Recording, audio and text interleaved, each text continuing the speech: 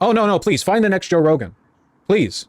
They're so obsessed with Joe Rogan, man, because they don't understand the space. They're obsessed with Joe Rogan because they don't understand the environment they're trying to broach into. Right dominance on social media, Trump dominance, MAGA dominance, didn't come from like the surviving Koch brother, looking through his bifocals at his computer and going, that's what we need to make.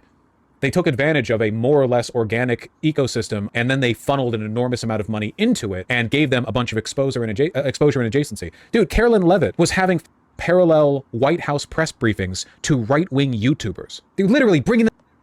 Yeah, so these are great points. I mean, obviously, there is some authentic, organic anger among the right and the billionaire class, the super rich right wingers who want tax cuts, who just crave deregulation. They are the ones that are using their money to sort of manipulate that to get people to spout right wing propaganda. But we can't just say there's nothing organic about the hard right's presence on social media.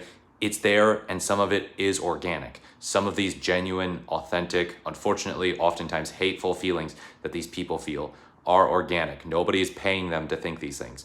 But then the big money donors come along, they take advantage of that, and they build up a big presence, a big right-wing presence by funding types of creators who play to that type of prejudice, that type of constant anger. And then, yeah, Caroline Levitt brought Jack Posobiec, of all people, into the White House press briefing. It was ridiculous, yeah. So that's something to point out there, that they're like bringing in these people, treating them like they're normal human beings that they could just have a conversation with and take questions from. And oh yeah, they're not going to ask biased or ridiculous questions, no. But I still do think that it's possible that the Democrats need their own Joe Rogan. I still think it would be helpful. I just don't know if we should say, oh no, close the door on that. No, it's ridiculous, it's wrong.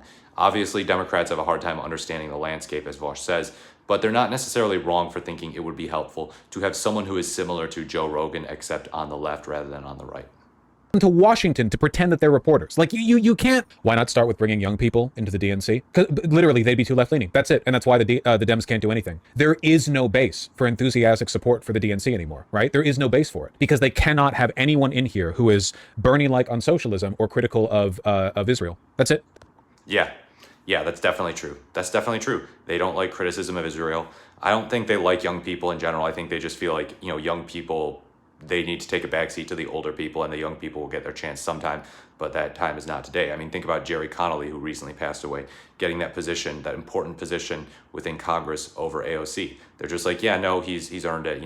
They value experience a lot, and that used to be something the Republicans would do. They nominated, of course, Bob Dole, who was in his 70s. They nominated John McCain and Mitt Romney, John McCain was in his 70s, Mitt Romney was in his 60s against Obama. So yeah, they've historically been the party that nominates older people for president, but Democrats are certainly doing a strong job of perpetuating the gerontocracy. I know Republicans have had people over the years too that have done that, like Strom Thurmond, who died at age 100 in 2003.